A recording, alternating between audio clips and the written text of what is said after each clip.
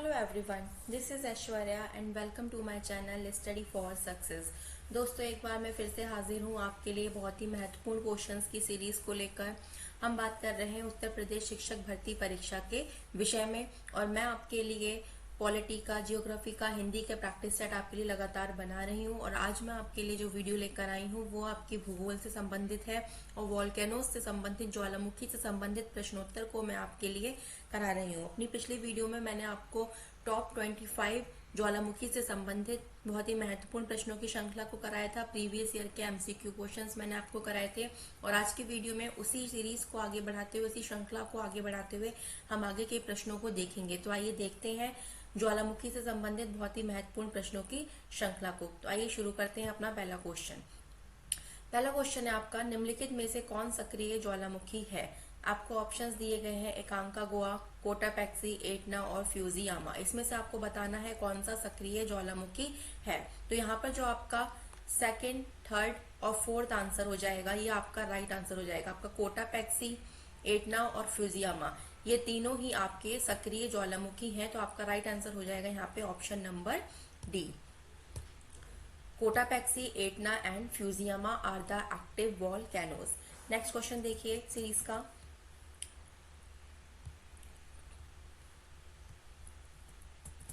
Next question है हमारा, विश्व के 80% सक्रिय ज्वालामुखी निम्नलिखित में से किन पेटियों में पाए जाते हैं? आपको यहाँ पे ऑप्शंस दिए गए हैं अंध महासागरीय पेटी, मध्य महाद्वीपीय पेटी, परिप्रशांत पेटी और हिंद महासागरीय पेटी। और आपसे ये पूछा है कि जो विश्व के 80% एक्टिव वॉल्केनोज हैं, सक्रिय ज्वालामुखी हैं, जिसमें से उद्गार समय समय पर होता रहता है, वो सबसे अधिक कहाँ पाए जाते हैं? 80% कहाँ पाया जाता है?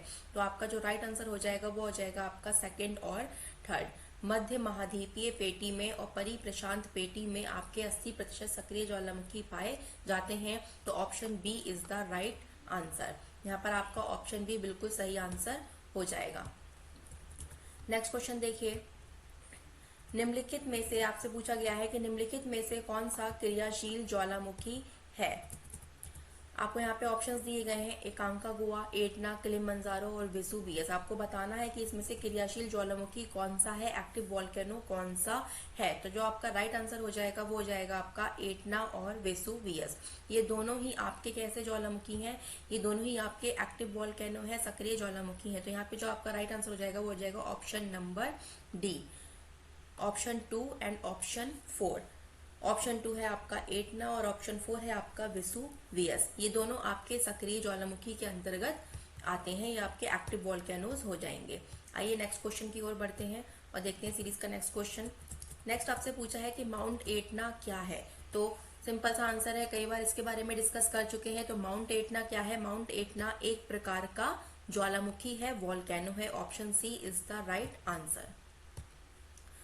नेक्स्ट क्वेश्चन की ओर बढ़ते हैं। नेक्स्ट क्वेश्चन आपसे पूछा गया है, विश्व में सर्वाधिक जागृत ज्वालामुखी कहाँ स्थित है? सर्वाधिक जागृत का मतलब है जो बहुत ज्यादा एक्टिव है, जिसमें बहुत बार बार जो है उद्गार होता रहता है, लावा निकलता रहता है। तो कहाँ पर स्थित है? विश्व में सर्वाधिक जो जागृत वॉल्केनोज हैं, एक्टिव वॉल्केनोज हैं, वो आपके पाए जाते हैं प्रशांत महासागर के आसपास। जो आपका प्रशांत महासागरीय क्षेत्र है वहां ये आपके पाए जाते हैं। तो option B is the right answer. अब बढ़ते हैं अपने नेक्स्ट क्वेश्चन की ओर।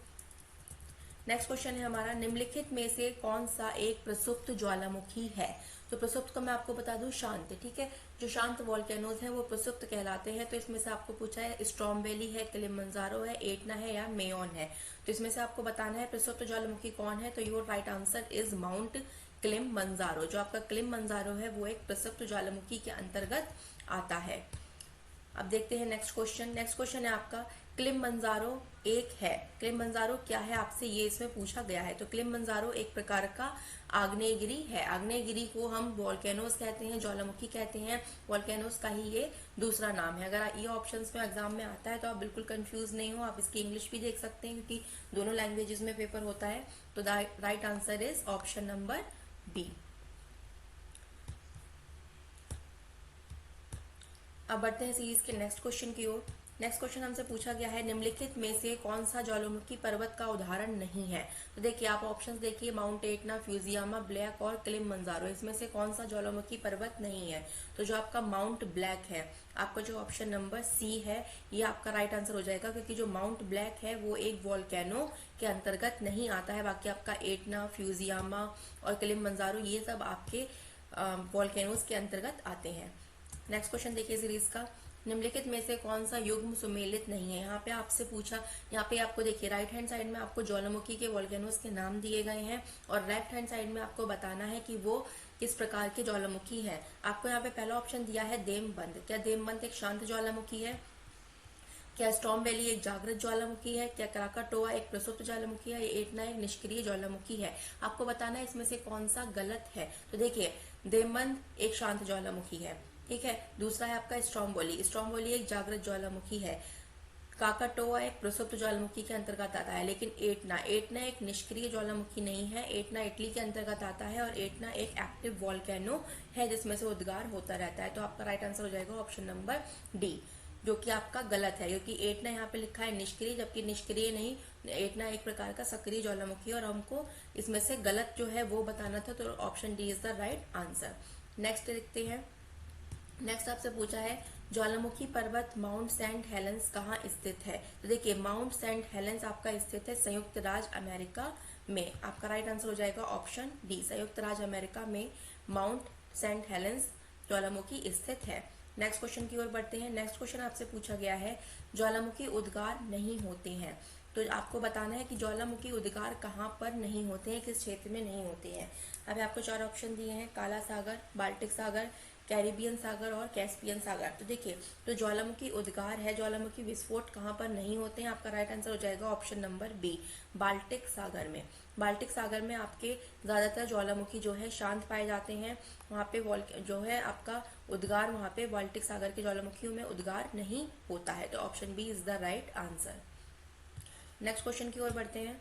नेक्स्ट क्वेश्चन आपसे पूछा गया है ज्वालामुखी माउंट गम कोनोरा हल्मा हेड़ा द्वीप का उच्चतम शिखर जो जुलाई 2007 में फूटा था किस देश में स्थित है। देखिए आपसे यहाँ पे पूछा गया है कि जो माउंट गम कोनोरा है, जहाँ पे हल्माडिया द्वीप का उच्चतम शिखर जो है वो 2007 में वहाँ पे विस्फोट हुआ था। तो ये ज्वालामुखी माउंट गम कोनोरा ज्वालामुखी किस देश में स्थित है। तो आपका जो राइट आंसर है वो जाएगा इंडोनेशिया। ये आपका इंडोनेशिया में स्थित है। Option B is the right answer. Next question की ओर बढ़ते हैं। नेक्स्ट क्वेश्चन है आपका निम्नलिखित में से कौन सा ज्वालामुखी क्रिया से संबंधित नहीं है। तो देखिए आपको ऑप्शन दिए गए हैं लैपिली, लहर, ट्रेफा और टाइल्स। इसमें से कौन सा ज्वालामुखी क्रिया से संबंधित नहीं है आपको बताना है। तो देखिए लैपली, लहर और ट्रेफा ये तीनों ही ज्वालामुखी क्रिया से संबंधित है, लेकिन जो आपका टाल्स है, टाल्स आपका ज्वालामुखी क्रिया से संबंधित नहीं है। Option D is the right answer. Next question की ओर बढ़ते हैं। नेक्स्ट क्वेश्चन आपसे पूछा गया है सूची एक, यहाँ पे आपको 2 सूची दी गई है और दोनों सूची को आपको सुमेलित करना है और सूचियों के नीचे उनके सही उत्तर दिए गए हैं, कूट मिलान दिए गए हैं। तो देखिए एक तरफ है आपके ज्वालामुखी और दूसरी तरफ है आपके देश। आपको बताना है कि कौन सा ज्वालामुखी किस देश में स्थित है। तो देखिए यहाँ पे जो आपका सबनकाया ज्वालामुखी है, तो सबनकाया ज्वालामुखी आपका स्थित है पेरू के अंतर्गत, पेरू देश में। तो ऑप्शन ए हो जाएगा आपका, ऑप्शन ए का सही आंसर हो जाएगा आपका सेकंड, पेरू। सबनकाया आपका स्थित है पेरू में। नेक्स्ट आपको दिया गया है माउंट, माउंट आपका कहाँ स्थित है। माउंट आपका मिलता है हमें इटली में। तो ऑप्शन बी का सही आंसर हो जाएगा 1, माउंट है आपका इटली में स्थित। फिर आपसे पूछा गया है कोलिमा, कोलिमा आपका कहाँ स्थित है। तो कोलिमा आपका आता है मैक्सिको में। तो ऑप्शन सी का राइट आंसर हो जाएगा 4, कोलिमा सिचुएटेड है कहाँ पर, मैक्सिको के अंतर्गत, जो आपका उत्तरी अमेरिका में आता है।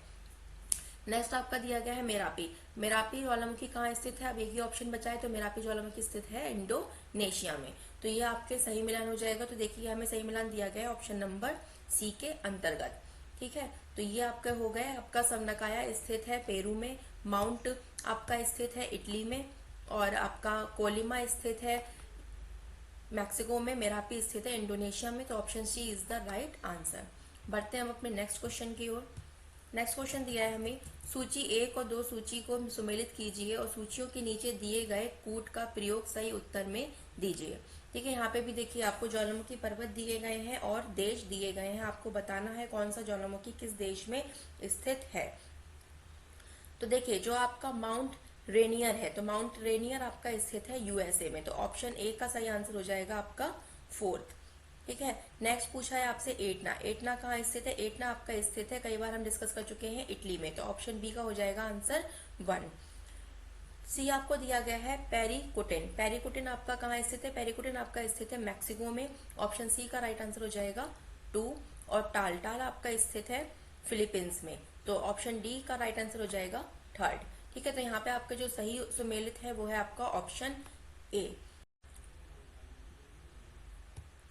दोस्तों ये थे आज की सीरीज के कुछ महत्वपूर्ण क्वेश्चन आंसर ज्वालामुखी टॉपिक से संबंधित।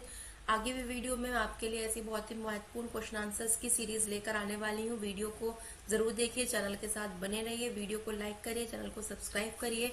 बहुत ही मेहनत से आपके लिए वीडियोज बना रही हूँ जो आपके लिए बहुत ही हेल्पफुल होंगी, आपके एग्जाम्स में लिए, आपकी स्टडी के लिए, आपकी जो आप सेल्फ स्टडी करते हैं उसके लिए बहुत ही इंपॉर्टेंट है, बहुत ही हेल्पफुल है। तो वीडियो को लाइक करिए, चैनल को सब्सक्राइब करिए। देखने के लिए बहुत बहुत धन्यवाद। Thanks for watching.